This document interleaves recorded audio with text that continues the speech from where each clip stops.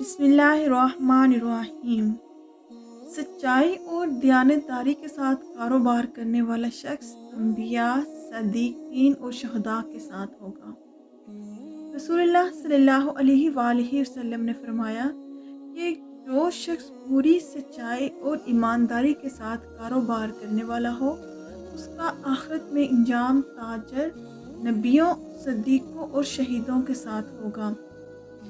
عن ابی سعید قال قال رسول اللہ صلی اللہ علیہ وسلم التاجر صدوق الامین مع النبیین والصدیقین والشہداء۔ رسول اللہ صلی اللہ علیہ وآلہ وسلم نے فرمایا کہ پوری سچائی اور ایمانداری کے ساتھ کاروبار کرنے والا تاجر نبیوں، صدیقوں اور شہیدوں کے ساتھ ہوگا۔ صدوق اور امین دونوں مبالغے کے صیغے میں ہیں۔ حدیث کا مطلب اور پیغام واضح ہے کہ جو تاجر اور سوداگر اپنے کاروبار میں پوری سچائی اور امانت داری یعنی دیانت داری کے پورے اہتمام سے پابندی کرے گا، قیامت اور آخرت میں وہ نبیوں، صدیقوں اور شہیدوں کے ساتھ ہوں گے۔ قرآن پاک میں فرمایا گیا ہے وَمَن يُطِعِ اللَّهَ وَالرَّسُولَ فَأُولَٰئِكَ مَعَ الَّذِينَ أَنْعَمَ اللَّهُ عَلَيْهِم مِّنَ النَّبِيِّينَ والصدیقین والشہداء والصالحین وحسن اولئک رفیقا۔ جو بندے اللہ اور رسول صلی اللہ علیہ وآلہ وسلم کی فرما برداری کریں گے، وہ قیامت و آخرت میں ان کے مقبولین مقربین کے ساتھ ہوں گے، جن پر اللہ تعالیٰ کا خاص انعام ہے، یعنی انبیاء اور صدیقین اور شہداء و صالحین کے ساتھ۔ یہ سب بہت ہی اچھے ساتھی ہیں۔ تجارت اور سوداگری بہت بڑی آزمائش کی چیز ہے۔